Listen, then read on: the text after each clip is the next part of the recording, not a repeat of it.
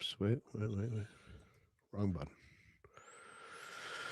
What happened here? Hold on. Ah, there we go. Welcome to the Krug Show. That's right. Wednesday on the Krug Show, Tommy T is in the house. We are fired up to have him here. We got a lot to get to. Let's go.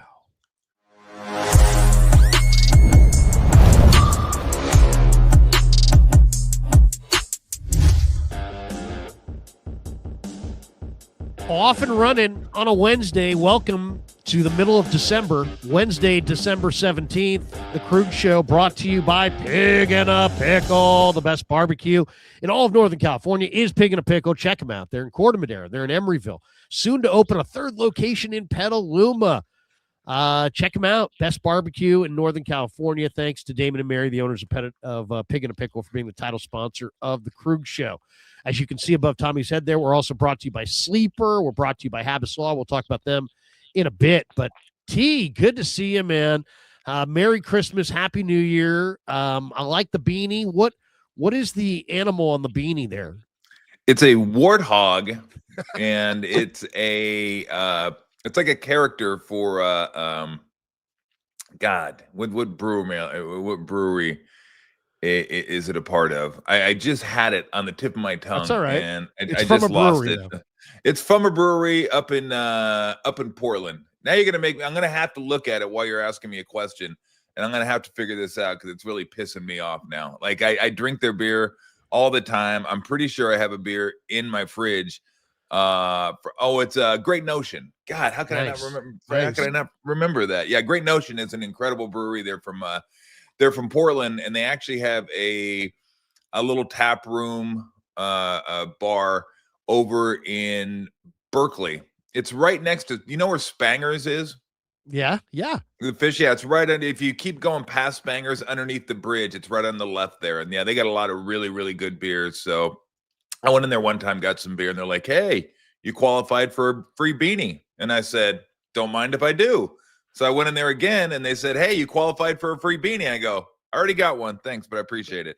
Probably when I was like, you know what, maybe slow down a little bit. 2 beanies in like a month. That's probably too much. You've reached your beanie limit. Since we're co-streaming, we're on my channel and your YouTube channel today. You want to shout out your sponsor? I know Fieldworks is a big sponsor of the Tom Tolbert experience. Fieldworks, I wish I would have brought the can in. I'll have it tomorrow. We're going to have Drew Remenda on tomorrow, but they just came out with a new beer that they serve down at the Tank. Now, they have their non-alcoholic beer, and Fieldwork is the official non-alcoholic craft beer of the San Jose Sharks, but they have a Pilsner called Toffoli Time. Tyler Toffoli has partnered with Fieldwork and hoping to get him on at some time soon. But it's a really cool can. It's a Pilsner 5.0. I had a couple last night, easy drinking, and I'll share that with everybody tomorrow when we have Drew Remenda on talking Sharks hockey. But, so their first sponsor, our only sponsor. And right now, I love the fact that I can do this and be sponsored by somebody that I'm really good friends with. So, if you're out and about, and by the way, if you happen to be near a Fieldwork, you get 50% off today, your first draft, because Tyler Toffoli scored a goal last night. Bingo. By the way, how cool was this little scene last night? I'll share the screen on this one. This is Purdy and Kittle opening the doors for the Sharks. Yep. And Juszczyk was cool. There, I saw. And I think Mac Jones was there as well. They had a bunch of Niners were there last night cheering on the Sharks. So that was really, really cool to see. It's always nice to see other like sports fans who play professional sports, because that's not always the case. There's so many guys I know that play sports, that are around sports, that aren't necessarily the biggest sports fans. So it's fun to see guys like represent at other games and get out there and cheer for some of the other local teams. So that was fun to see last night. Kittle seems like a fucking hockey player anyway. Oh, dude, I know, seriously. Well, Kittle and Purdy both live in Nashville. They went to a Predators game, and they were all decked out in the jerseys and all. So, it is cool when you get Bay Area athletes. I was talking to Sky Moore in the Niner locker room the other day, and he sat courtside with D-Rob and Pearsall and those guys, and Bourne at a Warrior game recently. Yeah, I saw them. they were fired up. He's like, man, it was awesome. It was incredible. So that's a little perk of being a Niner. You get to sit courtside at the Warrior games. Yes, it is. Well, a little perk of being a professional athlete. You can always go to the other sports teams in the Bay Area and get tickets. Like we used to go to the Giants games. Not a lot, because the first Giant game I went to, I showed up like I would to like an Angel game. It was like, when was it? August. Shorts, T-shirt, and about the fourth inning, I was like, "Fuck, I got to get out of here." It was like killing me. So I went and stood in the concourse. Actually, I went to an Irish bar, and I can't remember the name of it, but it's inside the Stick. And I sat there and watched the game in the bar. Had a few Guinnesses because I was like, I can't handle it out there. I'm dying. I'm freezing out. So that was my first introduction to the Stick in August at night, and I never made that mistake again. So how are you doing, man? How's Lori? How are the kids? How's the grandbaby doing? I know you got the grandbaby daughter, and she's probably 3 now, 4? Well, it's been a while. It's been a while for you, Krueger. I got two now. 2 grandkids. Wow. Yeah, Camila's 5, and Kai is a year and a half. Wow. And they're doing great. And so everybody's doing good. Just the hustle and bustle of Christmas and getting ready for that. But yeah, Weston's doing good. Haley's in school. Walker's doing his thing. Him and Elisa live about a mile away, so we see them and Kai all the time. But yeah, he's classic, and Camila is the sweetest thing. So yeah, no, couldn't be better. It's a blessing to have family, especially nearby. I didn't realize, but I went to Kevin, my son went to LSU, or went to Niner Saints. So I got some tickets for LSU Florida. We were there in Baton Rouge. And as I was sitting there, I'm texting somebody and they're like, dude, Tolbert and Bergie are there. You were at LSU Florida? Yeah, it was me, Bergie, my buddy, Steve Davidson, Davey. And then my brother went this year. He hasn't gone before, but we got him out of the house. We pried him out of the house to go on. He's a big Niner fan. So we said, let's go. Let's get out. We're going to go do the Saints game. And then we'll go do LSU and Florida. So yeah, we did that. We did the same trip that you did. And great weekend. What a weekend. It was a really fun weekend. I mean, we've done others where it's lasted like a week. Like we went to a couple years ago, or last year we went to Texas at Michigan. And then we were going to go to the Lions and the Rams. They didn't get to that game. And then we drove to Minnesota and saw the Twins and the Angels, the Vikings and the Niners, and then drove back to Madison to see Wisconsin and Alabama.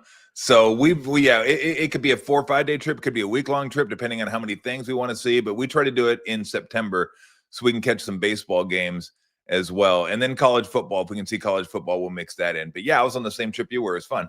Man, it was humid. It was incredible. I'd never been to Tiger Stadium.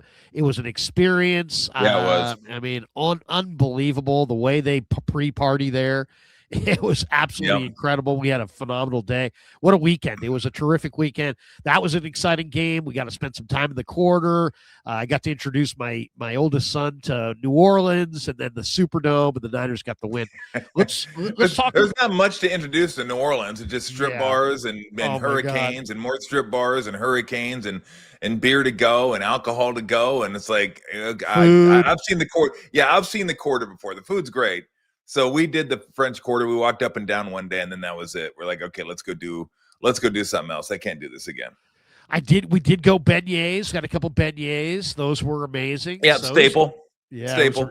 What a trip! What a trip! Yeah. So let's talk with the Niners. I thought we would do a little football, a little sports potpourri, kind of like we used to do on the show. So why don't we start with the Niners? I mean, they're playing well. Purdy is playing incredible. Their run game.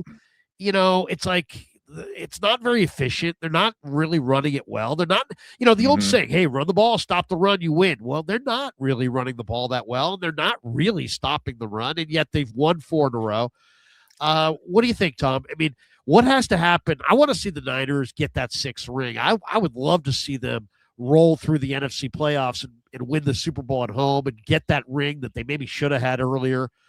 Yeah. What has to happen? Do you have much hope for the Niners, or do you look at them and just say, no, They're incredibly flawed. I don't know who's going to beat them, but somebody's going to beat them, and they're not going anywhere. No, it's in the middle. Like, they're certainly not the favorites, and they're not the second favorite. They may be the third, right in the third favorite. I think if you were to rank them, the Rams are number one, Seattle's number two, although Seattle's hasn't been scoring in the red zone, and they've turned the ball over a little bit. So I think they're vulnerable. Philadelphia's offense has been a wreck all season long. Green Bay just lost Micah Parsons, and I'm still not quite sure about Green Bay. And hell, they might not even make it. I mean, we're not even sure they're going to be in.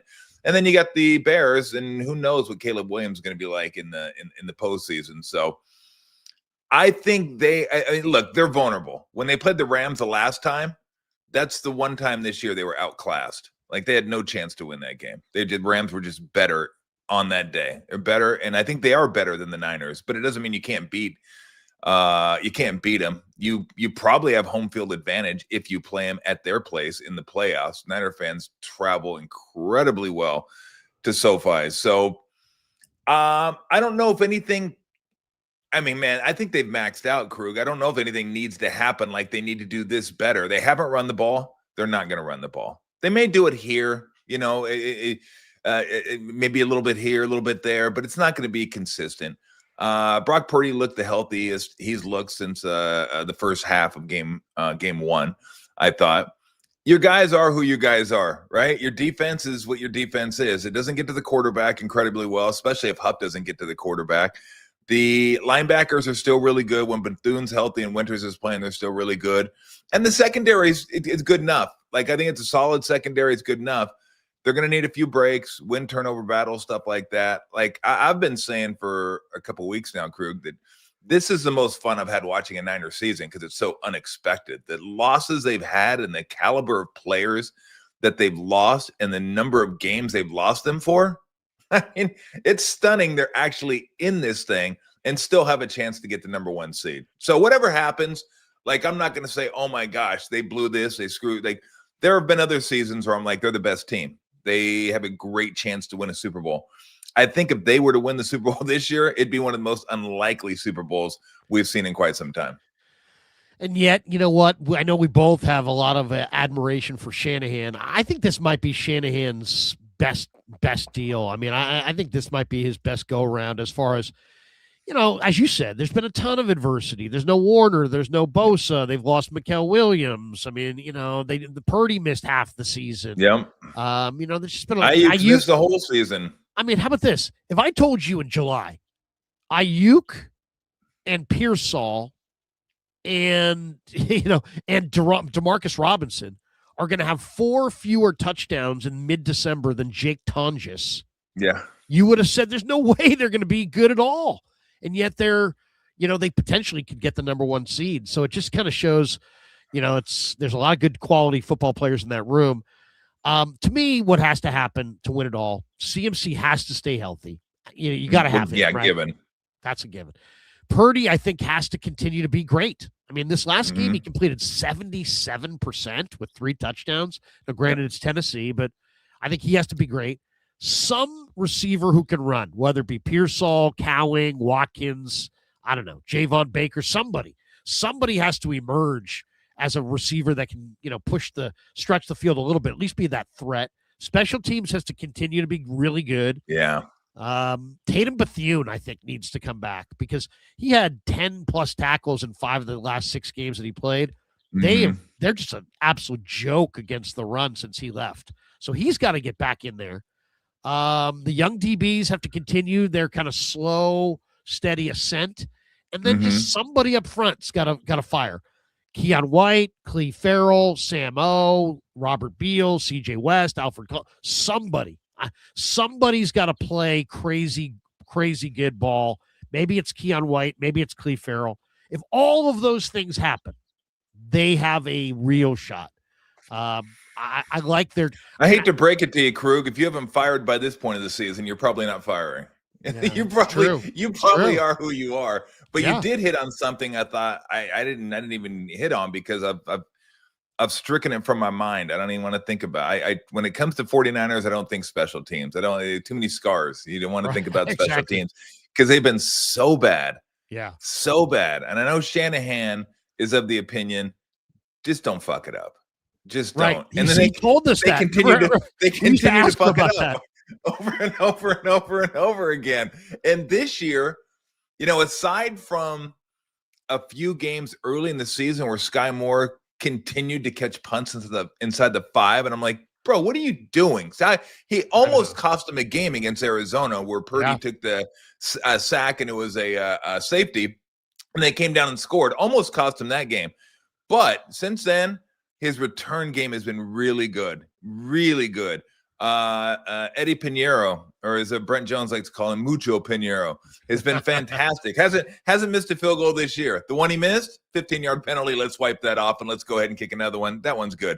So the special team has been phenomenal. And in a season like this where, you're not quite whole, and you get those type of contributions, like you need those type of contributions. You want to win the special teams, not just break even, as Kyle says, which normally I'm okay with. Like, just don't screw it up. We're good.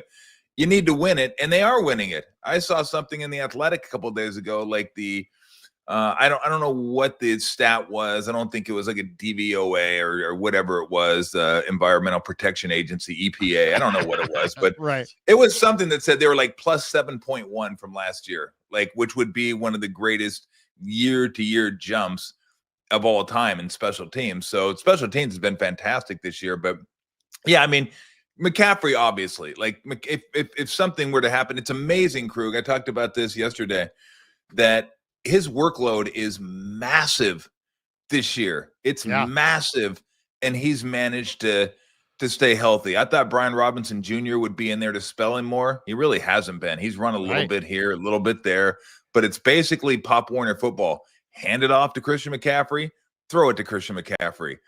If they could have Christian McCaffrey throw it to himself, they might do that too. Just like, here, do everything, like in Pop Warner. Like, who's 12? How come he always has the ball? That's Christian McCaffrey. So he means everything to that offense. And then to your point about speed, if they could get somebody that could be a threat down the field, we were talking about this a few weeks ago, that opens up the running game a little bit more. Not just the passing game, but the running game, because you got to be worried about that threat getting behind you.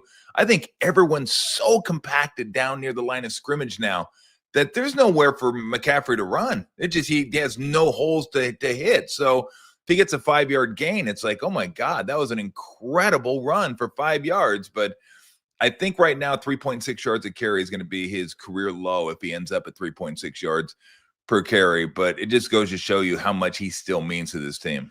Oh God, yeah. I mean, they use him so much. I mean, they absolutely have to have him fully healthy. I think they got a shot. It's a weird vibe in their room. They got Trent and Kittle and CMC, and these guys are all so serious and intense about. It's like they know that they got a shot. They know they probably every one of those guys believes they should have already had a ring. But this year, there's this kind of vibe, like we're gonna finish this with utmost seriousness. Like the last couple of weeks of Trent Williams have been spectacular, and there's a seriousness about all these guys that have gotten close. And I just get the feeling that there's this resolve to get it done. Now, I don't know if they can. I think they're gonna have to get lucky. Somebody's gonna have to knock off the Rams. I don't think the Niners can beat the Rams. I really don't. I know they already did, but I think that was a very fortunate game. I don't think the Niners could beat the Rams. But if somebody could beat the Rams for them, I think all the other teams in the NFC, maybe outside of Detroit, but they're on the outside looking in right now. Yeah. I think the Niners can beat everybody but Detroit or LA in the NFC. Yeah, I mean, I have no doubt the Niners could beat Detroit. Detroit wouldn't scare me at all. I mean, especially now that Branch has gone down, their defense is just. I mean, I don't think you have much trouble moving the ball against them. And offensively, they just haven't been quite the same team as they were last year. The Rams are the one, right? The Rams are the one, and what you have going for you if you were to get to the playoffs, which we're all assuming that they are. It's like 90+%. But here's what gives me hope. That they can beat the Rams, that they play the Rams incredibly tough. Their record against the Rams, Kyle Shanahan versus McVay, really I don't know exactly what it is, but it's got to be really good in Shanahan's favor. You're going to be playing down there, no home field advantage. They play down there a ton. So they understand getting down there, the travel, the hotel. It's very familiar to them, and you're going to have more fans than they are. I mean, hell, the Rams might have to go to a silent count if they were to play. So I do think now, will they be underdogs? Yeah, of course they'll be underdogs. They'll probably be close to a touchdown underdog, I would say. Maybe 6, 5, 6, 7, somewhere, maybe even more. I don't know. But they will definitely be underdogs. But I do give them a chance to beat them because of the familiarity and what Shanahan has done against them. Like, I can't take last game and just say, okay, that's going to be the next game, because that was the Rams just rolling and the Niners just didn't have it that game. And okay, whatever, that was one game. But I mean, they are the best team in the NFC for a reason, maybe the best team in football for a reason. They're really, really good. They got weapons all over the place.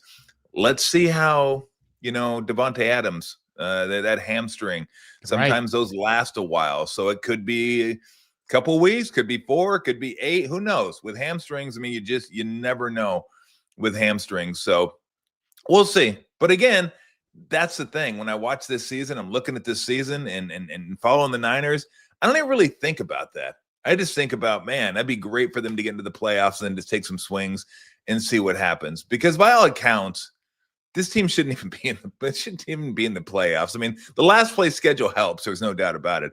Yeah, but the first 2 wins of the season were the biggest, right? They could have lost both of those. It'd have been 0-2, and then all of a sudden this season looks totally different. But they win both of them, and they won a few more games along the way where you're like, oof, that was dicey. But they have this resolve to them, and I mean, you're talking about 2 of the best players at their respective positions in Warner and Bosa that have missed most of the season, which is and their 2 best defensive players, which have missed. You're taking your number 1 wide receiver, and he's gone for the whole year. So you're missing him. You're taking your quarterback, who, like, I know some people, for whatever reason, still like dinging Brock Purdy, which is classic to me. Because it's like, don't you want to root for a guy who is like, he's the guy you would think everyone would want to root for. Like, God, this is such a great story. Last pick in the draft. It's amazing. Look what he's doing. And all he gets is shit. Like, he doesn't do this. He doesn't do that. It's all the weapons that he has and everything. Shanahan. Well, we're going to find out. Yeah, it's Shanahan. It's every excuse you want to, like, instead of just saying, wow, this is a really, really cool story. So I do believe when I look at where they're at right now, based on where they could have been, that gives me reason to believe that they could do something. But again, it's not like, 19 or a couple years ago. It's not like you better get this done because this team isn't going to be together forever. And you guys have the best talent in the NFL, at least top 2 or 3. I just feel like this team has managed to fucking somehow, some way, with Saleh being back and Shanahan working his magic and the players doing their thing and just fighting, that they put themselves in a position to give themselves a chance. And for me this year, that's good enough. Like, whatever happens, happens. Love to see him make a run. Love to see him make a run. They don't. I mean, let's put it this way. I've had a lot of fun watching this team this year. It really has been a lot of fun. So I think it's the best coaching staff that Shanahan and Lynch regime has had, because now you got Boyer, you got Saleh back, you got Shanahan on probably his best year. I think it's a really well coached team. Everybody hit like and subscribe on your way in and out, and subscribe to both channels. If you haven't subscribed to the Tom Tolbert channel yet, do. If you haven't subscribed over here, please do. We appreciate all you guys. You got a goatee. You fucking going goatee there? No, me. I don't go with the mustache because I can't stand the mustache. Going down there? I always go with the you got like the starter kit. You got the starter kit going. When it gets too long, but I don't like the mustache, and I don't like the mutton chop, and I gotta shave like for my hairline. Give it a shot just for the hell of it. Give the mustache. give the mustache. See, I like what you see. Ideally, I like your hair, your setup there, where you got the chin like going. My setup. But right now you're going mustache free. Now you'll go mustache full go. I will. Seen that. I kind of like this. Yes. I like the chin with the. I don't know. It's just. Well, this is my normal look. This is normal. I don't do the mustache very often. I did it for whatever reason because I just wanted to do something different. And the problem is, anybody, my wife, you take a drink of water, your mustache gets wet, and then you get a goodnight kiss or whatever, and it's like, it's so the mustache, right. Oh God. So, and I was done. I was kind of done with it anyway. I would say for the last 30 years, I've had this Billy Goat thingy.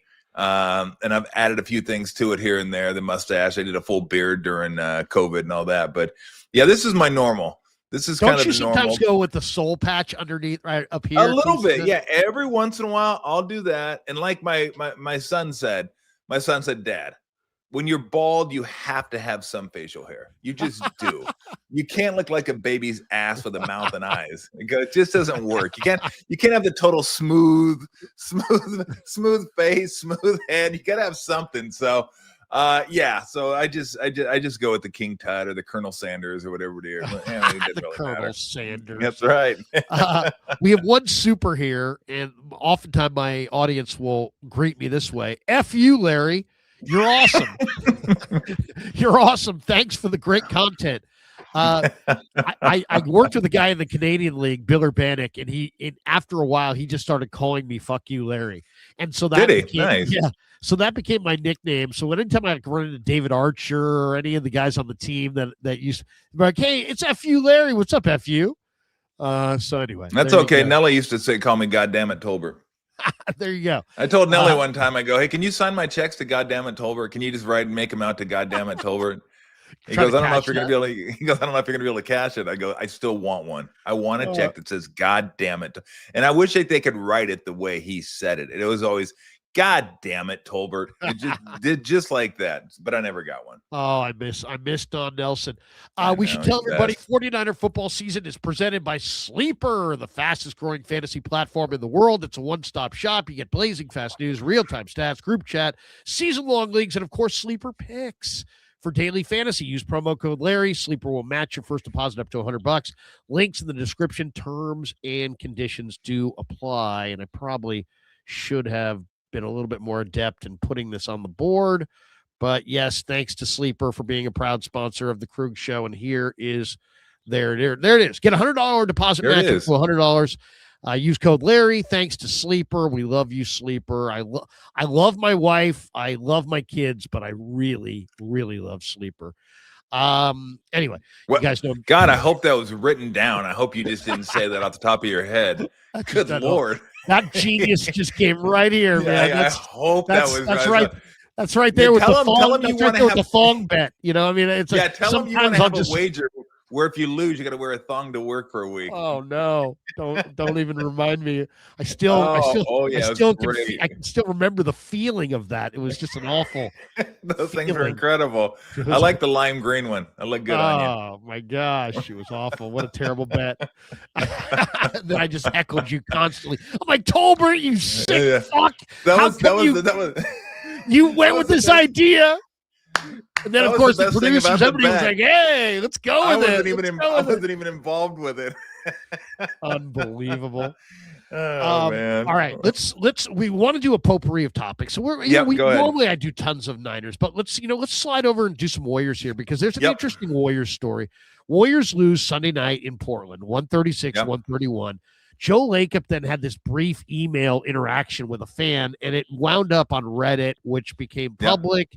The guy's name is Justin Datari. He sent Lacob a critical note minutes after the game. He basically just said that they need a better second option and that Jimmy Butler's tools are being underutilized and blaming the lack of positional size. Of course, we know the Warriors are small. And the guy just said, "Hey, man, I'm so frustrated." Lacob, who's kind of like a super fan in his own right, sent back a response. He says, "You can't be as frustrated as me. I'm working on it. It's complicated. Style of play, coaches' desires regarding players, league trends. Jimmy is not the problem." And then this guy published it on Reddit, and the Warriors event later confirmed, that was Joe. And it's kind of brought, the Warriors are 13-14. They're in 8th place in the West. They've been a little bit of a disappointment. They're looking a little older. And Kerr's under contract for the final year this year. There's all kinds of speculation that him and Joe are feuding. Kerr said, no, that's not the case. This is just normal communication that goes on. Dunleavy's backing Kerr, Lacob's backing Kerr. But what do you think, Tom? I mean, what is your general overview thought on what Golden State has given us? Are we going to see a Kuminga trade? Is he not worth anything? And what do you make of their struggles? I just look at it as they're an older team. Their time has come and gone. and it's a young man's game. But I don't know what you do Yeah. the broadcast with Tim Roy for the home games. What do you think? Let me first and foremost say this, that it almost doesn't matter what I say about Steve because he's one of my best friends. Sure. But for those people that want to fucking get rid of Steve or think they'd be better off without Steve, I can enjoy your 4 championships, okay? Because this team wasn't even close to winning a championship before he got there. And you'd say, well, they're going to win with Mark Jackson. Not with that offense, they weren't. Not with that offense. And I like Mark. Mark was a teammate of mine. After the Warrior job, what's the next job Mark Jackson had? Right. I'll wait. No jobs. No, I won't because we don't have that much time. So Steve's not the issue at all. In fact, he's part of the solution. It's just it's harder when the guys are getting older. I'll get to that in a minute. As far as this Dutari yo-yo, you forgot to mention the fact that he's 27 years old. So basically his entire Warrior life that he's been conscious, they've been really, really good, and they've won championships, and he thinks this is the way it's supposed to fucking be. Hey, Justin, Jason, whatever the fuck your name is, go back and get some DVDs from like 96, 98, 99, 2002. Watch those. And then maybe you'll appreciate what you got a chance to see over the better part of a decade. And look, this is who Joe is. Joe's going to answer the email, whatever, because like you said, he's a fan as well as the owner, but he doesn't owe those people. Maybe he thinks he does. He doesn't owe them explanations. This guy's spent over $400 million on rosters that had, maybe not a great chance to win a championship, but a chance. And if they have a chance, Joe's going to spend. He's just going to spend money because he wants to win. He's not one of these owners that looks and says, you know what? Is this financially responsible to do something like this? His first thought is, does this make us better? Does this get us closer to a championship? Do we have a chance to win a championship? And if we do, screw it. Let's spend it.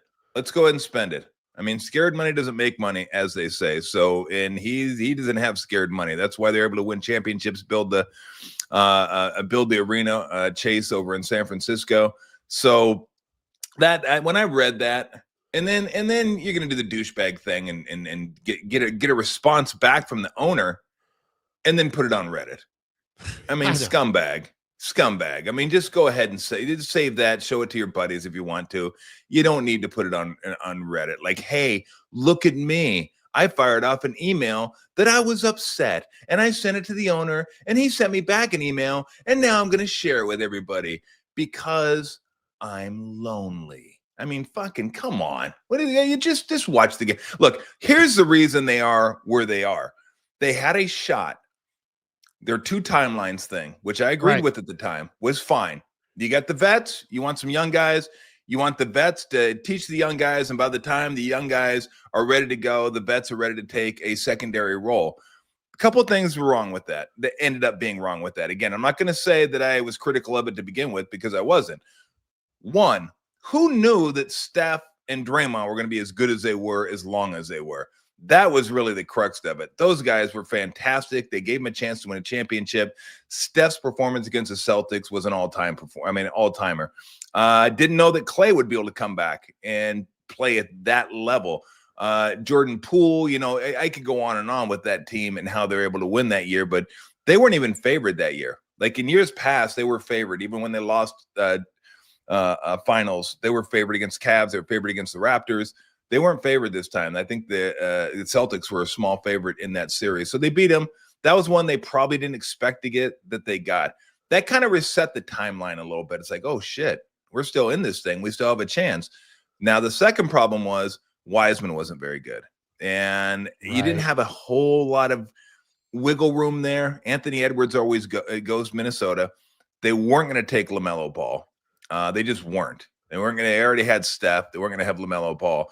They needed a big guy. He'd only played 3 college games, but the athleticism and upside seemed too great to pass up. So they get him, and it just didn't work, right? It's COVID. He didn't get the coaching he needed. He got injured. It didn't work. It happens. Then they get Kuminga at 7. Incredible trade with, I forgot to even mention Wiggins. Wiggins was phenomenal during that playoff run where they beat the Celtics.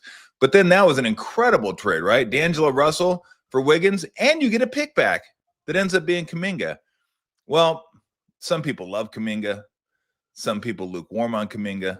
Some people don't really like Kuminga.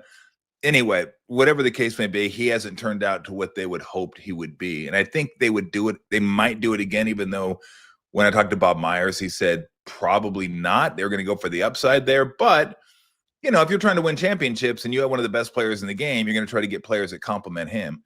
Kuminga clearly does not complement Steph Curry. He's not a natural catch it, move it, cut it, do this, do that. I mean, he just instinctually, he's not a great basketball player. I think the game's hard for him sometimes. He has to think through the game without catching and knowing exactly where to be. Like Draymond's at one end, Kuminga's somewhere over here. I don't know where, but he's somewhere over there. And Draymond, it just flows in his head. The whole game just flows to him. Boop, boop, boop, boop, boop, boop, boop.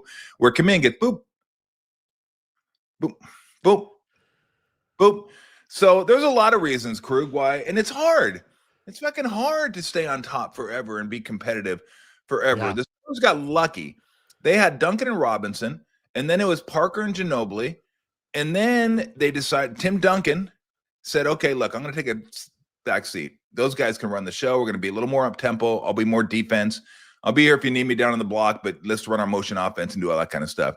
And then Kawhi Leonard happened, and that extended the window for another 5-7 years, whatever it was.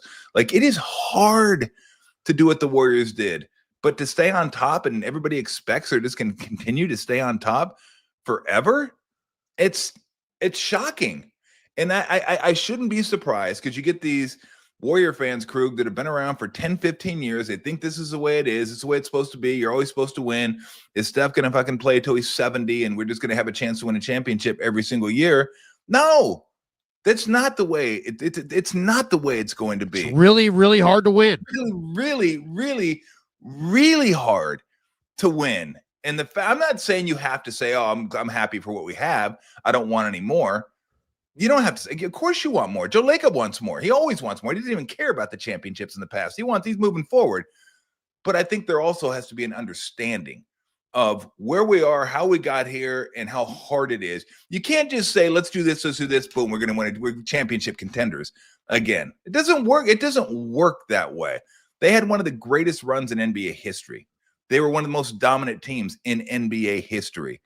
It doesn't last forever. So for, people that want to fire off emails to the owner and then get them back and post them on Reddit, get some friends, get a fucking dog or something, get a lizard. Seriously.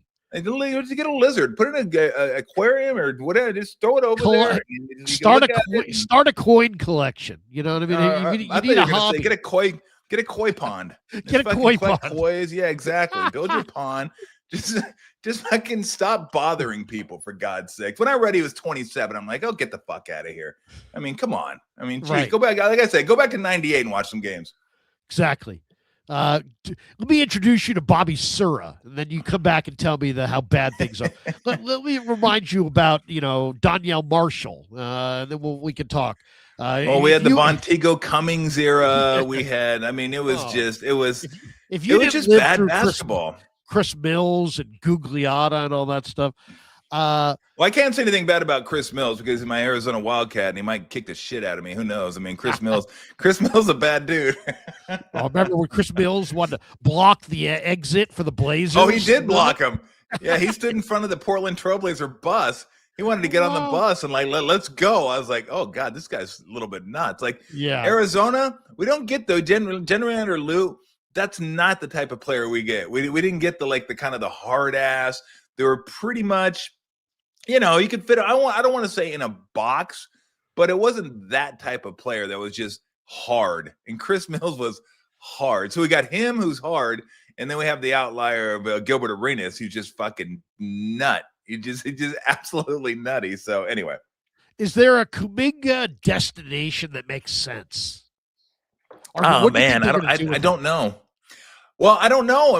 What's he been a DNP CD in the last 3 games? Yeah. So I'm not sure exactly what the value is. I will say this: even if he doesn't play, there'll be some value for him because there are going to be some teams out there that look at him and say, "We could use that athleticism. He's young. We can mold him, and we can give him the role that he wants. And what he wants is to be a number 1 or number 2 option. That's what he wants. That's what he thinks he can handle. That's what he thinks is his destiny, so to speak. But right now, that's not his destiny. His destiny right now is to run the court, hit the glass, cut, play defense. That's it. That's it. That will help the team because they don't have anybody else that can do that. They don't have anybody of his athleticism. They don't have anybody that can attack the glass the way he does. They don't have anybody that can run the court the way he does. And defensively, he can be pretty good on the ball. Off the ball, he gets lost sometimes. And that's where I'm talking about basketball instincts and just things are a little bit harder. They don't click. Like Draymond off the ball, boom. He knows where they're going. He knows what you're trying to do, and he's going to beat you to the spot. Jonathan sometimes, more times than not, is a half beat behind the play. But that's what he needs to do to help this team win. And he's getting $23 million for just doing that. He's going to make his money. He's going to be in this league a while, okay? There are going to be teams out there that look at him and say, we can offer you that opportunity to be a number 1 or a number 2 option. And another thing, too, Krug, if I may, the problem goes back a few years in when Jonathan was younger and Moody was, young, and people are like, why aren't they developing these guys? And I kept telling them, because they're trying to fucking win championships. That's why, okay? That wasn't the priority. Number 1. That was priority number 1 right. And number 2. Jonathan Kuminga and Moody and any young player they had in that little window there, if they were playing for the Houston Rockets or Detroit Pistons or name another team, they would have said, here's your 35 minutes. Go work through everything. You're going to make mistakes. We're totally cool with that. You're going to take bad shots. Cool with that. We're not cool with it, but we're going to let you work through those mistakes. You're going to mess up defensively. We're going to fix it, but we're going to keep you out there so you keep learning because they didn't. I don't want to say they didn't care about winning. It wasn't priority number 1. Priority number 1 for those teams was developing young talent and hopefully getting to a point where you can compete for a championship. But when you're at the point where you compete for a championship, you owe the guys that can compete for a championship the chance to compete for a championship, not having some young guy come in there and make mistakes and cost you a game or two down the stretch or cost you a game or two in the play. You can't do that. So for those that were saying, well, Kerr doesn't know how to develop young players. Steve was fucking trying to win championships, okay? He owed Steph, and you can't have it both ways. You can't say, oh, you're wasting Steph's prime. You're not trying to win a championship, and well, let's develop the players too. And then people say, well, you can do both. But if you can, okay, yeah. I mean, if you want, go ahead. If it makes you feel better, go ahead and say that to yourself. But your number 1 priority is to win. For Steph, for Wiggins, for Draymond, for Clay at the time, for all those guys, all the guys that were part of the core, they're not there to watch guys transition from rookies to vets. They're there to try to win championships. So, I mean, I get a little fired up about it because this stuff that I read and it doesn't bother me usually because they're fans and they're passionate about it, and I respect that. I'm glad they're passionate about it. But some of the stupid shit that comes out of people's mouth and stuff they hit send on when they get their Twitter accounts, it does. It frustrates me sometimes. 'Cause I'm like, you just throw shit out there. You got a fucking egg for a face, and then you don't make any sense whatsoever. And then I try to make sense to them, Krug, and they're like, well, of course you're going to say that. You're Steve's best friend. I go, no, of course I'm going to say that because I fucking know basketball. That's why I'm going to say that. Right. Listen, I'm trying. I'm like Tom Cruise. Let me help me help you. Help me help you. That's what I'm trying to do. I hate to say it, but I mean, I've kind of lost my connection to Cyrus because of how he blew up at me on the Kerr thing. And I basically said he was getting a little love for his channel because the Emperor Has No Clothes take that he was having, Kerr can't develop young players. Okay. So he rode that a little bit. And finally I said, Cy, you're talking about one of the best coaches in NBA history. I go, look at the NBA GM survey. most of the guy, Steve is like 1, 2, or 3 on all of the good questions of who are the best coaches. Yeah. And then he the guy, Cy went crazy. He called me a liar and all this crap. Finally, I'm like, dude, you're losing your mind, dude. Trying to tell us that Kerr sucks. It's like, dude, what about the parades? What about the championships? What about the rings? I just think that people get a little too close to it. They're frustrated. The bottom line is that 2 timeline approach. It worked for the Spurs, but it's a very complicated thing, and it needs the right elements. And if you don't have the right elements, it's not going to work. It hasn't worked. Yeah. Well, Krueger, I mean, I think the 2 timeline for the Spurs worked because Duncan took a back seat. Right. Steph wasn't ready to take a back seat, nor should he have, because he was still a alpha in that he could lead a team to a championship. He could be the best player on a team that wins a championship, and he did in 2022. So it wasn't quite equal. And I always tell people this: if you want the Warriors to fire Kerr, here's how I can almost guarantee that you're going to know you've made a mistake. They will fire Kerr, and within a week, if he wanted it, he would have a job. A week, for sure, he would have a job. People want to get rid of Kyle Shanahan. Within a week, he would have a job. And look, I'm even including holidays, so it may be a work week, but it could be 3 or 4 days. But that's how you know you're wrong. When an industry says, "Oh shit, you don't want that guy? We'll take him." Well, hey, over here, we want you to coach for our team, and not just one. It'd be multiple offers for both those guys. So, I get it. It's the world we live in. Everybody gets frustrated. They want to fire the coach because, and I'm not sure when this happened, Crew. Back when I was playing, people used to blame the players more.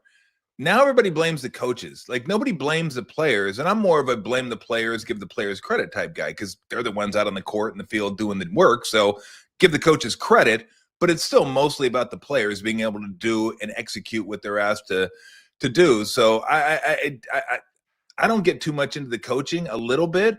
But everybody else seems to think they can coach.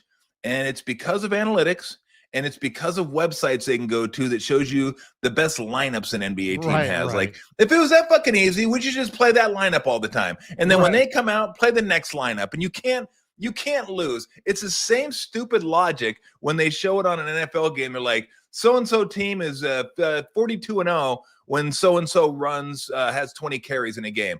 And that'd be like saying, well, fucking just give him the ball 20 times in a row. You can't lose. Right. I mean, it's that simple. I can coach. Look at this. Right. Hand off. Hey, did we win yet? Oh, 20? Oh, 21. Oh, we got to win now. So, I mean, and look, there's a good side to it because it gets fans more engaged with the sport, and more engagement is good. It's good for the sport. It's good for us. People want to talk about it. But settle down. Deep breath. You're not a coach. You can't coach. And it's not that simple to just look at some stat sheet and go, whoa, shit, do that. He hits 340 against him. Just bat him against him and bat him and pitch him against him. And how can we lose? How can we lose? Anyway.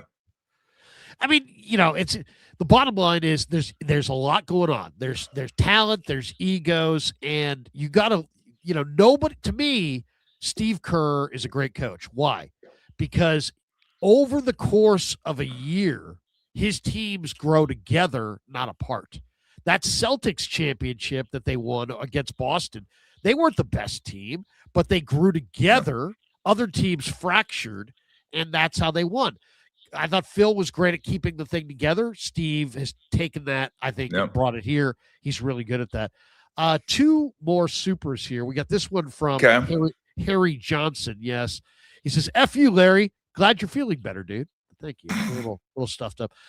John Kalua says, if Mac Jones becomes a top trade target, what do you think it would take for the Niners to trade him? Second rounder, who becomes the veteran backup? All I would say on the Mac Jones thing is, before you get rid of him, he may want out. He probably does want out to go start somewhere. But if you keep him next year, you get a 3rd-round pick at the end of the year. So I think I probably want more than a 2nd-round pick to trade him, because if I'm going to trade him, I'm getting that 2nd-round pick, but I don't have the quarterback, or I can keep the quarterback and get a 3rd. So in the following draft. So I think I would ask for, a 2nd-round pick and maybe another pick or maybe a player. But I do think at some point Mac may whisper in Shanahan and Lynch's ear, "Hey, I love it here. Thank you. Send me somewhere." That'll be my guess. And they probably will. I think you want to do right by the this. player too. Yeah. I think you want to do right by the player, because if you do right by the player, then more players want to come play for you. It's not just about doing what's right all the time for the team in terms of like bottom line. It's let's make this a place that players want to come and play because they know they can come here, especially quarterbacks. And Sam Darnold came here, went on to sign a nice contract, had a really good year with the Vikings, and maybe Mac Jones does the same thing with another team. But then if you don't have Mac Jones, there's going to be another quarterback out there that says, well, hell, look what he did for Darnold and look what he did for Jones. And he let Jones out of the contract a year early. Now, I mean, they're not going to give him away, of course, but if you get something relatively comparable and you feel like, hey, this can benefit our team, but it also can benefit us as an organization because players are going to be like, I want to play there. I want to play for Shanahan. I want to play for the 49ers. So, I mean, but it's still tricky because you want to have a backup quarterback, but I mean, man, he may be the best value as far as quarterbacks are concerned in the league this year because he didn't get paid much and he won a whole bunch of games for him. So, I mean, he's been pretty awesome. Well, not only that, he walked into a room where somebody else is the leader, and he found a way to lead for 8 games without stepping on anybody's toes. I'm very impressed by Mac Jones. I talked to him a couple times, and I'm like, wow, this guy's got way more to him than I thought he had when he came out of Alabama. I wouldn't have been so negative on Mac Jones coming out of the draft if I'd known that he was, this kind of a guy, really solid guy, really smart guy. So we'll see. Let's finish up on some baseball and some college ball, some college football. Giants. I know you're talking to Flem. I know you've been doing some Giants stuff on your channel. What do you think? I mean, I'm sick of the Dodgers being on top. I understand the Giants are Giants are rich. The Dodgers are rich. The Giants are talking about maybe signing this kid Imai from Japan. Yeah, they're the favorite to sign him, according to the predictors. But there's other guys out there. I mean, what do you think Buster ought to do? Do you Kyle Tucker, Cody Bellinger, Framber Valdez, this Tatsuya Imai? They just picked up Adrian Hauser yesterday from the White Sox. I thought that was I saw nice. that. That was a nice pickup. He pitched well against the Giants in Chicago last year. What do you think? What do you think of Buster, and what do you think? Who should he go after? Well, look, in terms of the Dodgers, I mean, if Ohtani wanted to come here, he could have. If Yamamoto wanted to come here, he could have. If Suzuki wanted to come here, they all wanted to go to the Dodgers. You can't make someone go to your club. And in terms of Ohtani cut off the negotiations with teams. Everybody had the same bid. He goes, This is good. This is fine. I'm going to pick now. And then he did. You can't just go put a guy down on the ground and put him in a sleeper hole and go, pick us, you fucker, pick us the Giants. No, he's like, I want to go to the Dodgers. So what are you going to do? I wouldn't even be concerned with the Dodgers. I'd just be concerned with getting to the playoffs, see if we can get to 90 wins somehow. The problem with them signing anybody of consequence is I think they took care of that last year when they traded for Devers. He's making a crap load of money. And then they signed Adames to a big contract. They signed Chapman to a big contract. Dave and I talked about this yesterday. The problem is right now the outfield defense isn't very good. Ramos was brutal last year in left field, and Lee wasn't as good as I thought he would be in center field. So they you have to be able to catch the ball. When the Giants teams were really good, when they're winning World Series and everything, you didn't get extra 90 feet on them. They scooped the ball. They picked it. You didn't get extra outs. Now you get extra outs on them. You get extra 90 feet on them. And it's just, you can't do that when your margin for error isn't quite as big. So obviously if Eldridge was a player, that would be huge. That would just lengthen the middle of the order. But God, they need pitching. I didn't think going into last year, I thought, well, at least they have pitching. Coming out of last year, I'm like, Jesus, they really need some pitching. They need starting pitching. They need back into the bullpen pitch. They need pitching. I've never seen a team go from oh, they're going to be good to what the hell happened so fast? At least in my mind, the back end of your bullpen is shot. You traded Duvall. Walker flamed out at the end of the year. Rodriguez got hurt. That was the back end of your bullpen. Oh, and Rogers who I know is a personal favorite of yours.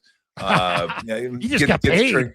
He did $38 million. Wow. I was happy for him. Yeah, like that, he just seems like a really good dude, and he's worked his ass off and been in the big leagues forever, and he finally gets that type of money. So good for him. That's really, really cool. And then the starting pitching, right? You got Webb, you got Ray, and it felt like they had to win every single time they took the ball. Yeah. And then Verlander had some starts toward the end of the year, end of the year, they were pretty good. But the young guys just no. I mean, Harrison they trade. Birdsong couldn't throw a strike. Wisenhunt needs a third pitch. Roop I like. Roop is good, but he wore down. Yeah, I like Roop, but I think Roop probably is a top end 3, maybe. I was thinking 4, but I think he can be in your rotation, I believe. But Fleming seemed to think that Birdsong was like one of the most, if not the most important player in the organization right now, because he has the top. He says he has the top end ability and has the top end stuff to be like a dominant guy with his, but he's got to be able to throw strikes. He's got to learn to throw strikes. I think last year it was 13 walks in his last 17 innings pitched, or so, it was something like that, something absurd where he just couldn't throw the ball over the plate. But the offense is what the offense is, right? I mean, they poured a lot of money into the offense, and is it a great offense? No, but it should be above average this year. Ramos has got to figure out a way just to be a mediocre left fielder. Last year he was horrid last year. Horrible. He was really bad. So, and you can't do that. I mean, Flem made this point too, and I agree with him. Everything he got at the plate, he gave back in the field. It was like, so it was a net. It was a net even. Like, hey, great, 20 home runs, all this, but look how many runs you're giving up out in the outfield. So, and then some. Yeah, and then for you, and some, foot long, and then some. And then some. No, I think you're right, but yeah, the pitching is like where I think they're going to have to look. Absolutely.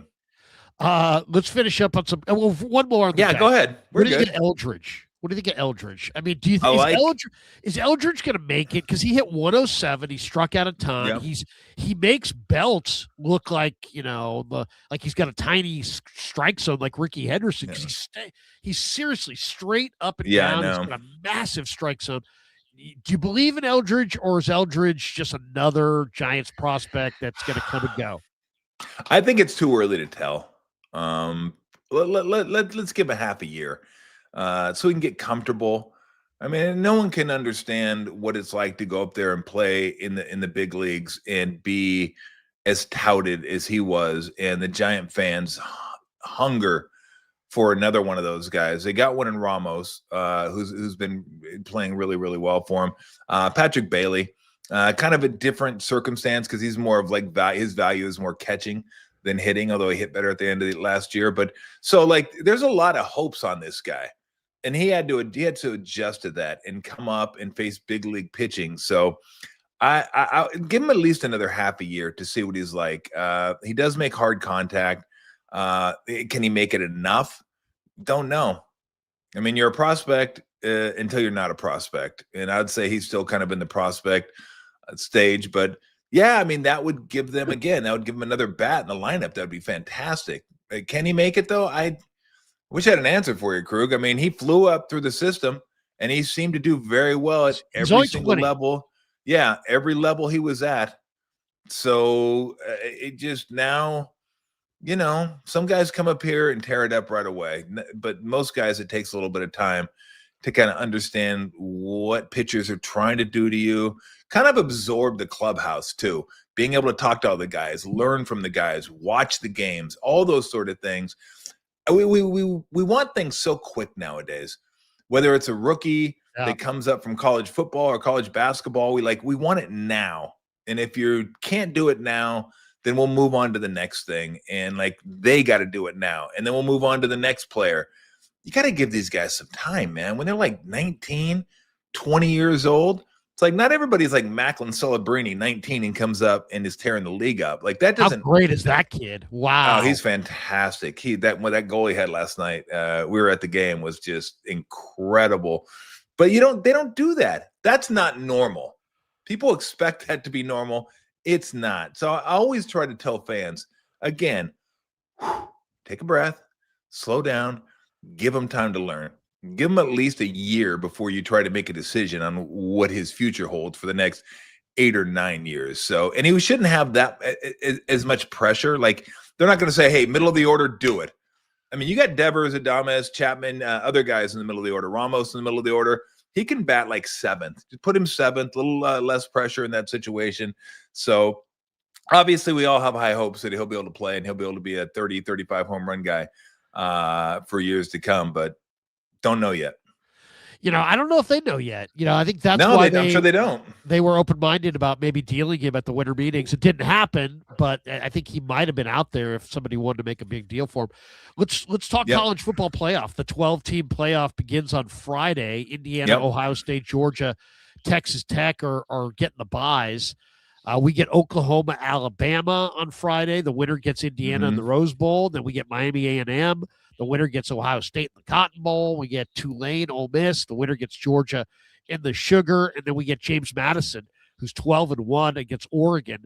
The winner gets Texas Tech in the Orange Bowl.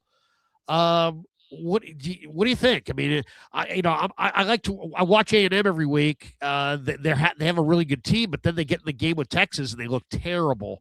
But they're really, really deep and talented. There's a lot of NFL players on that A&M team. How do you see those first 4 games? I mean, Oregon and Ole Miss are big favorites, but I mean, A&M Miami might be one of the best games. Oklahoma Alabama might be one of the best games. Yeah, I'm gonna have to quiz you before we move on. James Madison and Tulane. What are their nicknames? Like Roadrunner or something. I don't know. God damn it, Knights. I don't know. Tulane Green Wave. Green Wave. Okay, Green Wave. James Madison, the Dukes. The Dukes. I should know that because my nephew went there. And you could say it like trading places. The Dukes. Let's bet $1. Yeah, exactly. The Dukes.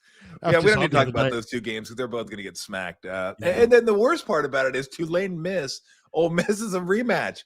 Like, I don't mind the Bama-Oklahoma rematch, but good Lord. I got the rematch of Ole Miss beat down of Tulane 45-10 earlier this year.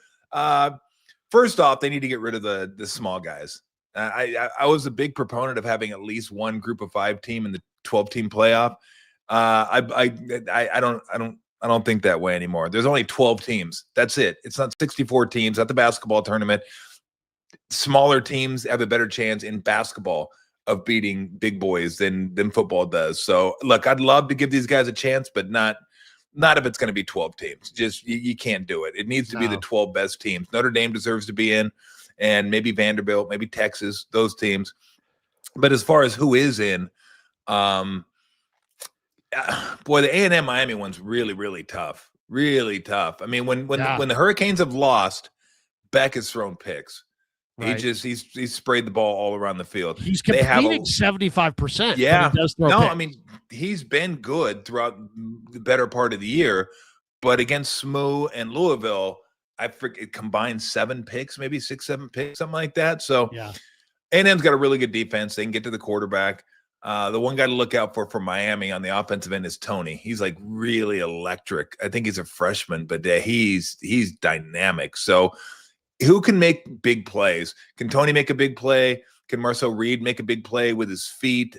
He gets out in the open court. He is really, really tough to stop. I mean, I would favor. I think that's about right. I mean, A&M 3.5, whatever it is. The Bama Oklahoma one's interesting because Oklahoma outgained them 2-. Great defense. Great D.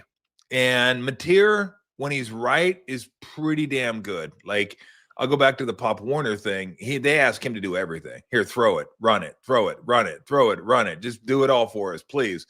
And sometimes he's kind of able to, sometimes not. They get outgained 2-1 when they were in Tuscaloosa. It's like 400 yards to 200 yards in the game. They won because of turnovers. I want to say one of them was a pick 6 that Tyler Simpson threw. So it's interesting because neither team can run. No, neither of these teams. You think of Oklahoma and Alabama being able to run the football. They can't run the football. Neither of them can run the football. Mateer is more of a dual threat guy than Simpson. And Simpson hasn't been good for maybe a month. I don't know what happened to him, but he just hasn't been very good. They might have, outside of Ohio State, the two best receivers in Bernard and Williams. I know Jam Miller's supposed to come back this week at running back, so maybe that'll help him run it a little bit. Boy, I guess I would take Bama in this one just because I outgained him 2-1, but I would not feel comfortable.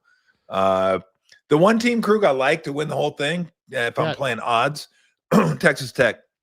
What a D line. What a D line they have.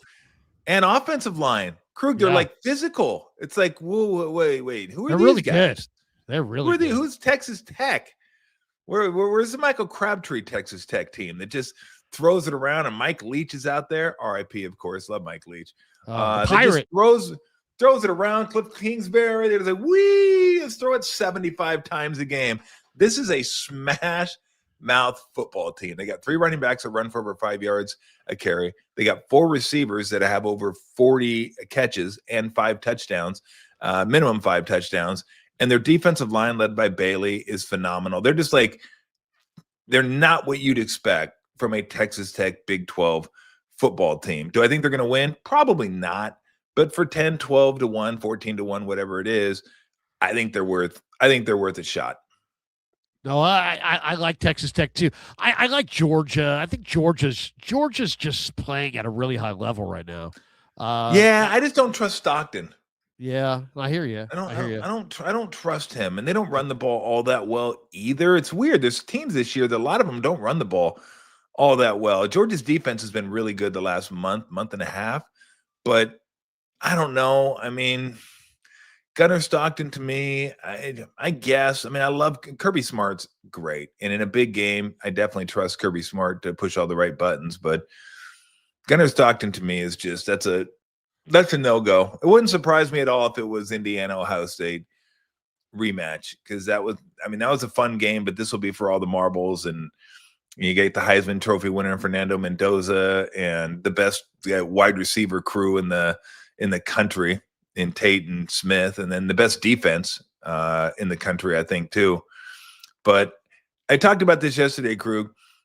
Indiana, they're loaded. Maybe the greatest surprise, the most what's the word I'm looking for?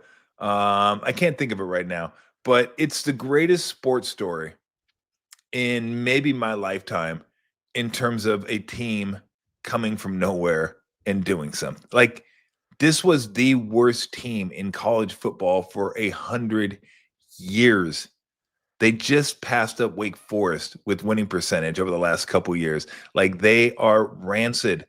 I keep telling everybody, Indiana football was Antoine Randall L. and Michael Penix for a year before he transferred to Washington. That was it. They're number one. When we were back in college or high school, I mean, they had Anthony Thompson. Remember? Anthony was like 88. Remember Anthony Thompson, yes. Yeah. Yes. That was a long time ago. He was really good. But, I mean, Mendoza's awesome.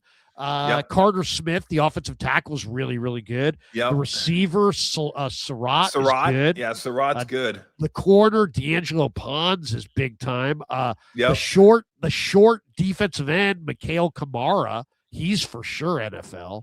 So they got some dudes. They got some guys. They do have dudes, but they shouldn't have dudes. How do they get dudes? I mean, Signetti. Transfer portal. But I know. But I mean, like, who the fuck wants to go to Indiana? I know. And play football. It's like somebody walking in to LaSalle basketball, and all of a sudden, like 2 years later, they're like the number 3 team in the nation. They're just like killing everybody. It's like, what? Where did this come from? Like, you could almost, if you were to say UCLA is as bad as they've been the last couple weeks, you would buy it. They've been to some Rose Bowls. They have some history. You know, Aikman, we could sit here and go back and forth and name 20, 30 players UCLA's past and some of the teams that they've had. You could name Purdue, Drew Brees, Tiller, the coach. I mean, basketball on grass, went to the Rose Bowl. Like, you could do that with a lot of different schools, right? Indiana, you can't, because Indiana has been at the bottom of the barrel forever. And Signetti comes in, Mr. Google me, and just, I don't know how he did it. I don't know how he got Indiana to pony up for NIL. I don't know how he's able to just see what he sees on tape and go, let's get that guy to the portal. Let's get that guy to the portal. Let's get that guy to the portal. And then put it all together and win a conference that has Penn State, Michigan, Ohio State, Wisconsin, who's fallen on hard times, but they've been to a lot of Rose Bowls. I mean, there's just no way Indiana does that. And people just are like, oh, Indiana's number one. And I say it too, but I also think to myself, wait a minute, we may be sleeping on one of the greatest resurrections. I don't even know if it's a resurrection because they were never fucking alive. Like, this is like a birth. It's like a birth of Indiana football. It's not even a rebirth because they didn't even have a birth. Like, right. It's like, where'd these guys come from? It's like, what? What's next? Are we gonna? Is Georgetown football gonna show up and suddenly? I was shocked. It's unbelievable. When Florida had all those good basketball teams, I was like, yeah, this is strange. Back to back when they were beating UCLA. Yeah, you saw Mendoza? I mean, you've seen him as a player, but you also saw him interviewed. Is he too corny to lead an NFL team? Because he is kind of corny. He's not. I don't know that any of these badass guys on the D line are going to be like, man, Fernando. But you never know. Well, what do you think? Yeah, I'd be curious to see where. Like, let's go back to the Trevor Lawrence draft, where it's him and Wilson and Trey Lance and Mac Jones and Justin Fields, I believe. It's funny because we say this every single time. But you're like, is it going to happen again? Every single time there'll be like 5 quarterbacks drafted in the first round. Maybe 2 of them will hit. Maybe. Right. You're just not sure which one. Now, I'm not so sure any of them hit in that draft. I'm not even so sure you could say, yeah, Lawrence was the right pick at number 1. The other 4 for sure, you could say, let's give Jones another year or 2. Maybe he resurrected his career. But Mendoza, like, where would he go in that draft? Like, would he go ahead of Lance? Would he go ahead of Wilson? Would he go behind Field? Like, he probably would have gone 2. Maybe. I don't know. He's big. He is big, but is he going to go number 1 because the other quarterbacks aren't that great? Like, and people are so quarterback needy. They're like, they know if you don't have a quarterback, you don't have anything. Yeah. That's why these teams reach for quarterbacks. I mean, that's why the Niners gave up 3, or I always say 2 first because they got a first back and Lance. But anyway, whatever it is, they gave up the equity they gave up to get Lance. They invested 3 ones. They invested 3 ones, but of course they got the 1 back to draft Lance. So anyway, whatever. But they did it because they know you need a quarterback. They weren't going to be drafting that high for a while. So they rolled the dice and took a chance and thought, hey, we're going to have a quarterback on a rookie salary structure. That way we'll be able to load up. Didn't work out until they got Purdy. Then it did work out. But you got to have a quarterback. Yeah, so team's going to – but I can't sit here and tell you I think Mendoza is going to be really good. I have no idea. Like, I have zero idea, zero confidence in saying that Mendoza – will be on a team that's in the playoffs in like 3 years. No, I have no clue how good he's going to be. Is he corny? Absolutely. I guess corny. I guess you could be corny and win. But I don't know. But the fact that we're talking about a quarterback from Indiana that won the Heisman, I mean, it just stop. Like something that the earth is tilted. It's off the axis. Yeah, like I'm just not. My bearings are not straight right here. I'm 60 years old, and this has never happened before. So I'm like, what the hell is going on here? All right, let's finish up with some bowl picks. Yeah, I love bowl games. I watch all the bowl games. These are my favorite 3 angles in the bowl games. Okay. I like BYU minus. I love BYU, and they've been really good all year. They got beat bad by Texas Tech, but Texas Tech, as you said, is freaking loaded. BYU minus 4.5 over Haynes King and G-Tech in the Pop-Tart Bowl. I like that one. I like Duke with Mensa, the quarterback, minus 2.5 over ASU in the Sun Bowl out in El Paso. And then I like your Wildcats over SMU in the Holiday Bowl. They're only given 3. I like Arizona. I'm a big Fafita fan. I know he's a college guy, he's not a pro guy, but I think he's a winner, man. I've always loved Noah Fafita. Jacob Cowing talks really highly of him. I like Arizona minus the 3 against SMU in the Holiday Bowl. Is there a bowl angle or a bowl side that you like? This, I know. God, I mean, it's so hard now because you just don't know who's going to play. Right. I have no idea who all the opt-outs are. And I mean, I used to bet like 10, 12 games. Like as soon as the bowl lines come out, I would have an idea of who I wanted to bet and look at the lines and say, okay, this is who I'm taking. If it's this number, I'm going to take this.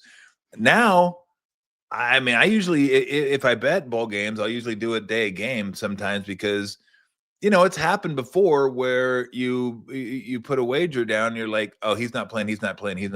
Oh, great. So all of a sudden, you know, I got a line where I'm laying 3 and now I could have been getting 4 because of all the play. So it's like, I just don't know. And I haven't done as much research as I used to do. Like, cause you really got to dig into this thing. You got to go to the local newspapers, the beat reporters that are following these teams to try to get all the information, who's playing, who's not playing, who's opting out, all that. So I kind of like, I want to take Alabama. I don't know that I'm going to because they just have not been in good form.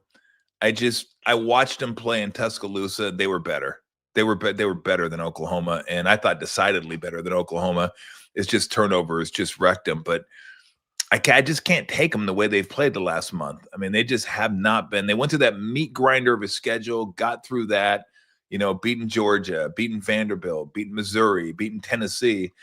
And then it started with South Carolina, where they had to scuffle to beat South Carolina. And then they had to scuffle to beat Auburn. Although I'll give them a little bit of break on that because those rivalry games are always tough. Although I did think Kalen DeBoer lost his marbles going for it on 4th and 2. I was like, what are you doing? Kick the field goal. It's like amazing. It's like you're at the 2-yard line. You're not the half-yard line. And get a touchdown of winning, so whatever. But I don't think that was the right move. Yeah. But I like your Duke pick. If everybody's playing. There was one game I saw Duke at Cal. I brought the boys out to see Duke when they came out to Berkeley. Cal got up 14-0, Tom, and Duke went on 35 unanswered.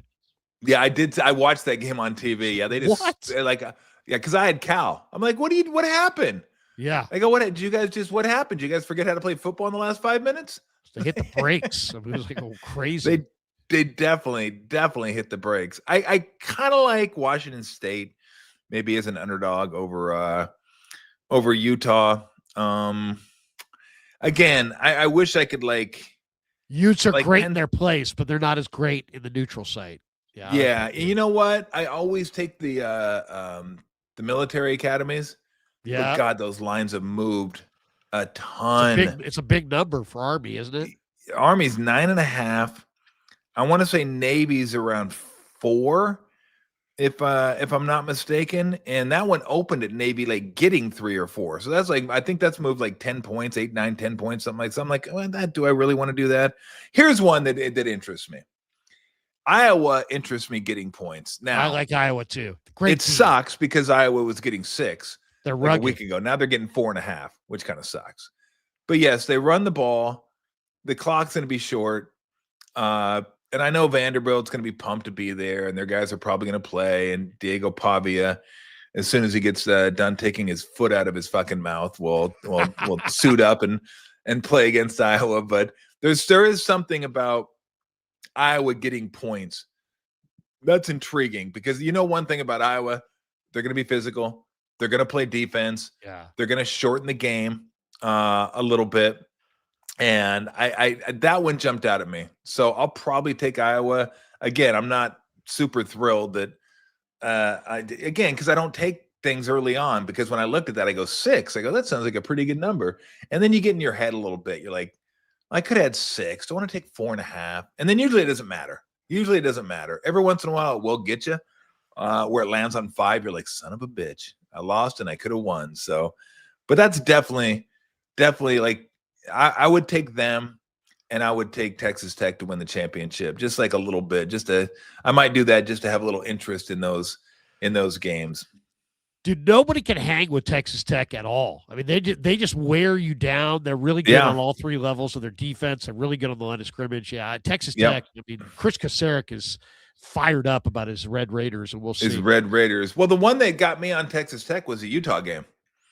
Utah was like 2-3 point favorite, and I go, well, I mean, Utah is just going to maul him, right? Kyle Whittingham, physical. Utah had good special teams.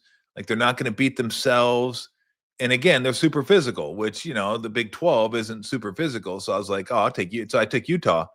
After the first quarter, I go, oh boy, I'm in trouble here. Yeah, I'm in trouble. I go Texas Tech's more physical than they are. And I wasn't. Again, it's Texas Tech. I'm not used to seeing that. So, and then I watched them against BYU. I was like, this team, it's a good football team. And again, I'm not saying they're going to win. I'm just saying for the odds that are presented. Like, I don't want Indiana or Ohio State. It's not that the odds aren't good enough for me.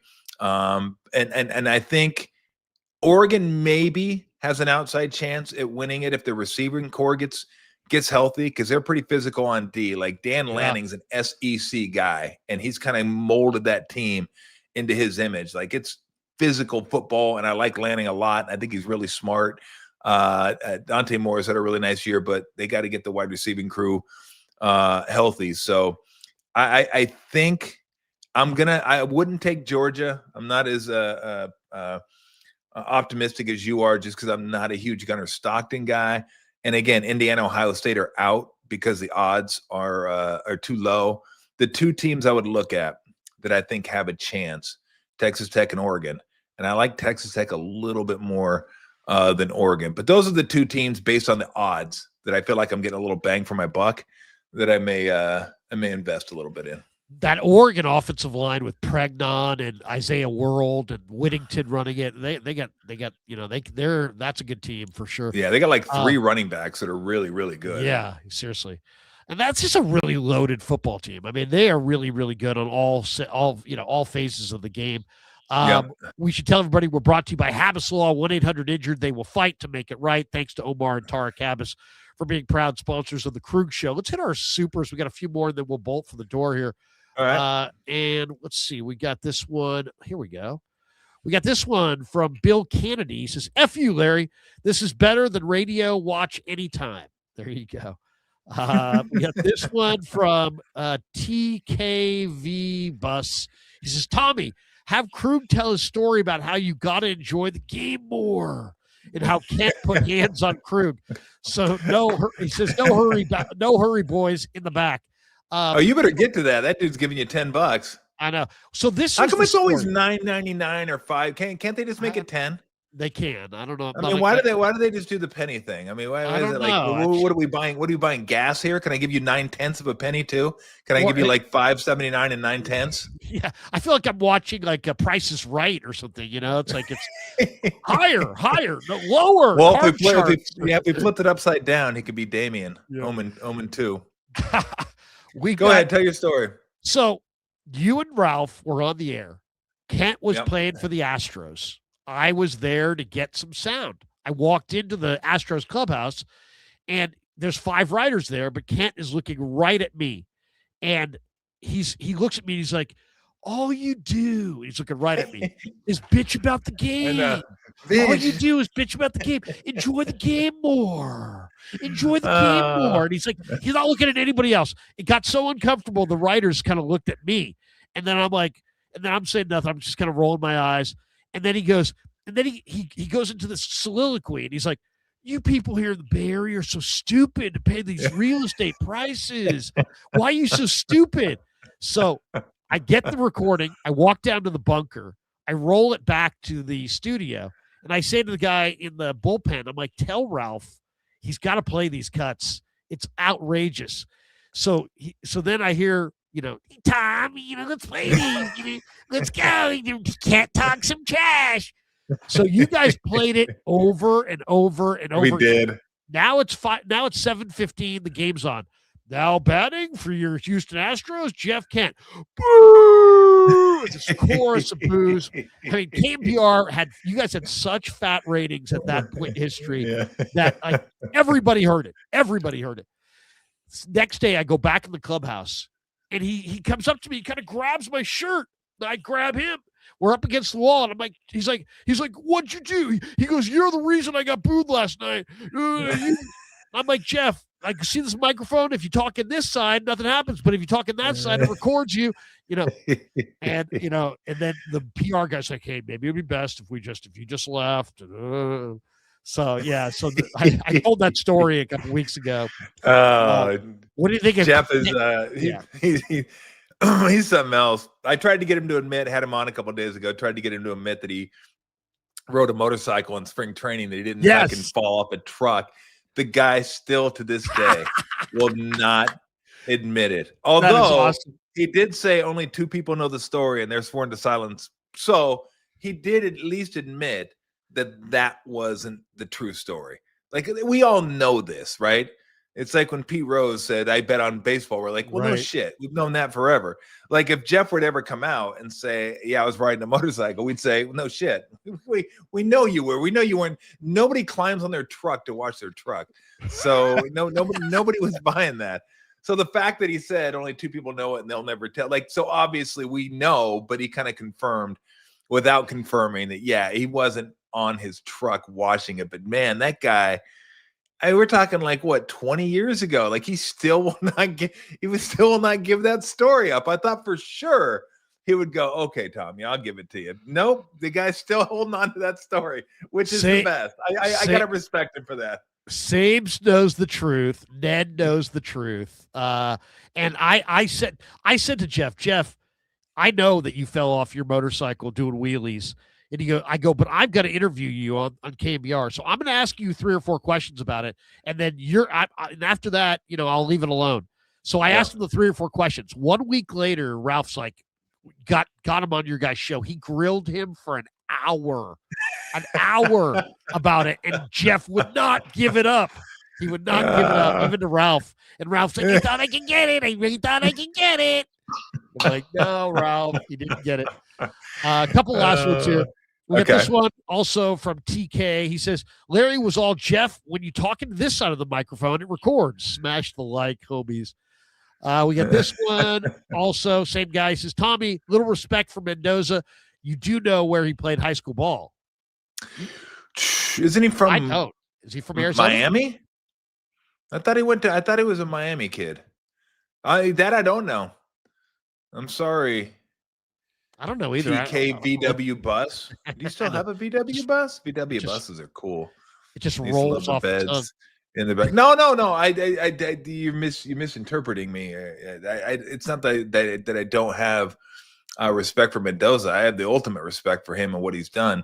It would have been nice if Cal could have kept him, although it looks like they got a nice quarterback now. But I'm just wondering how good he is, because it's like he's not the reason they're as good as they are. He's part of it, but they're physical as hell.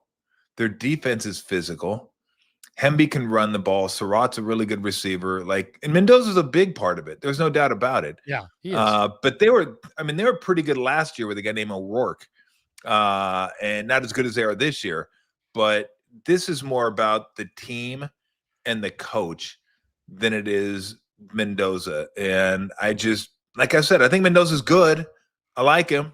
He deserved to win the Heisman in my estimation.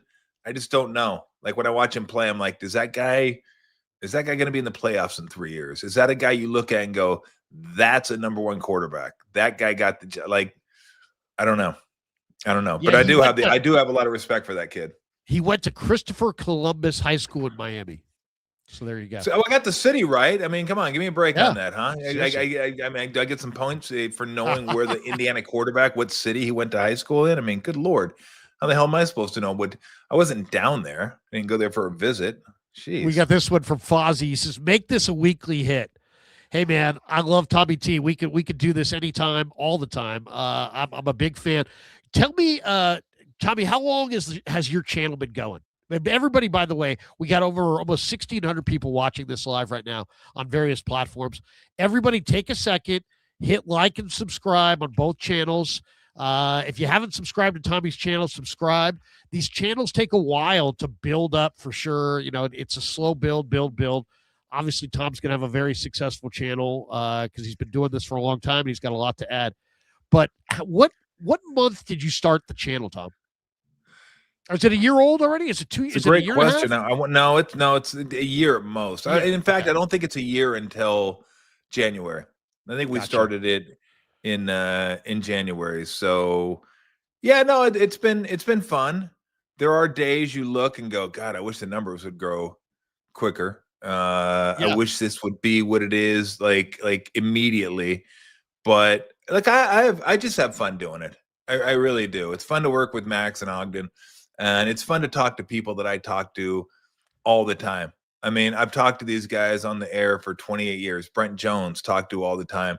He said, absolutely, I'll come on once a week, talk Niner football. Steve Kerr is one of my best friends. He comes on every other week.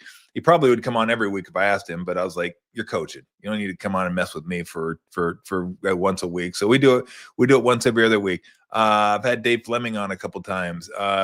Barkley was on. Like I said, Breen was on. Tarico was on. Like a lot of people that I worked with. Brent Musburger, who I love. I love Brent. It was so much fun having Brent on. He was one of my partners at ESPN. So all these people that I've met, had a chance to work with, had a chance to talk to throughout the course of my media career, I just get a chance to talk to them. So that's why I do it in the backyard. It's relaxed. It's fun. I put on the fountain, maybe the fire at night if we're out there at night, and just sit back and talk sports. I get a chance to talk sports. I got to have some kind of outlet to talk sports. My wife didn't want to talk with me. My son might talk with me a little bit, maybe, but I mean, he'd like to talk a little bit too. So he's like, hey, well, you go do your own thing. So, yeah, I mean, look, I tell people, I go, it's a lot more fun than doing the radio.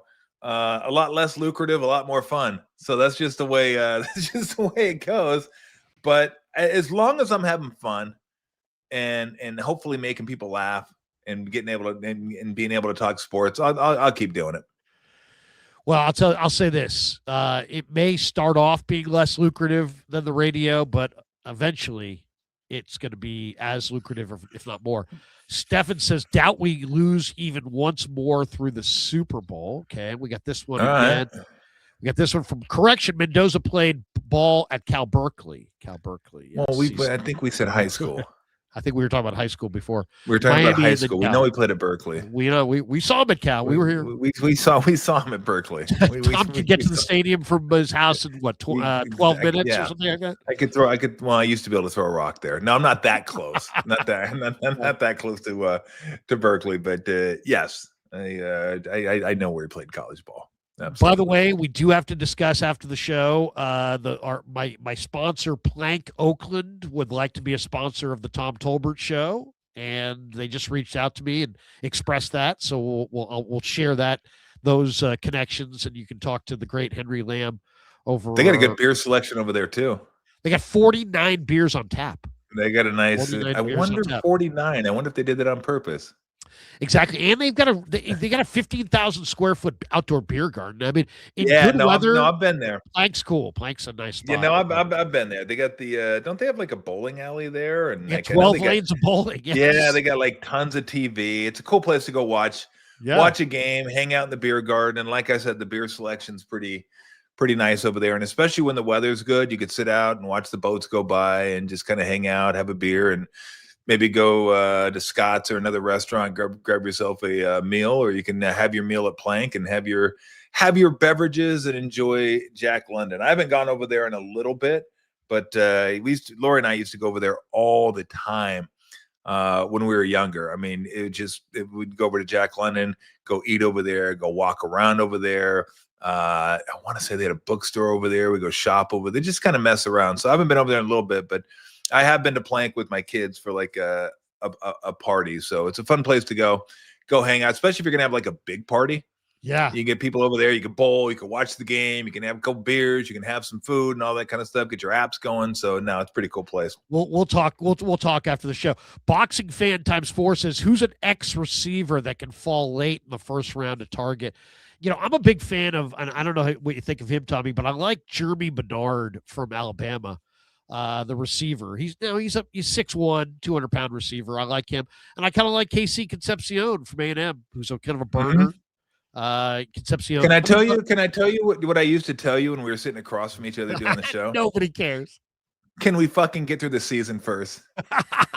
Can we fucking get through the season first? No, I understand. boxing fans giving you some money, so you want to answer them. I totally respect that. But Jesus, let's fucking make it the season. Like, too many times sports fans are jumping ahead in the calendar. It's like, good Lord, can we just get through the season first? And then we have like 3 months, 4 months before we got the draft. That's all we're gonna have time to talk about is the draft. It'll be basketball. The draft will be there. Let's again. let's just enjoy the year. Enjoy it. They go by too fast. Okay, enjoy the season, and then when it's the off season, then we can move on to the off season. It's like the song from Bush. Breathe in, breathe out, breathe in, breathe out, breathe in, breathe out. Dom Peralta says, thank you guys for a great show. Keep rocking, guys. Thank you. Thanks, Dom. And we got this one as well. Wait, where it is? There it is. Please get Rod Brooks on your shows. Rod's doing a great job on NBC Sports Bay Area, doing Niner post-game television. It's really cool to see him, and Warriors. Well, not just Niners and Warriors. So way to go, Rod. And we will reach out to Rod. Rod has done he's doing his quality hang, and I know he's doing a number of different things, but you guys did a thing with him and Paulie at, was it Longboard or someplace? That looked cool. Longboard Pizza. I did it before a Warrior game. Before I was going over there to do the game, I stopped by, hung out with them for like 30 minutes. It wasn't quality, but it was okay. It was an okay hang. So I got a chance to see Rod and Tony and Paulie and all that. No, it was great to see those guys and hang out with those guys, and we're all part of the Bay Area sports conglomerate, consigliere. I don't even know what the fuck it is. I always forget what it is. We got to shorten that to like 4 words. The collective. Thank you. Like 4 words too many for me. It's too much to keep in my head. So they're doing a good job. And I love seeing them. I saw Rod at the Warrior game a couple nights ago when they were playing the T-Wolves. So no, that'd be fun. See that, I awesome stream. Thanks for coming by. We'd love to do something on the regular with you. We'll talk about it. And, I just want to say, it's like we got together on the radio. It was my radio dream to be your co-host for all those years coming on after was to, I listened to you and Ralph, and, we weren't a ratings hit for whatever reason. Maybe the pandemic had something to do with it. But I got to say, man, there's no person in our industry that I admire more than you. You are a natural. You've always been a natural doing this. You're even better in this than that because people can see you, and your humor, I think, comes out better when you can see the person's face. But dude, I just want to say, man, it's always been an incredible pleasure to broadcast with you. Nothing but admiration for you. The year plus that we got to spend together doing the show, we laughed together. I sadly had to bury both my parents that year. You were there for me, and I can't even tell you what that meant to have you and Rod and Tim there for me during that terrible time.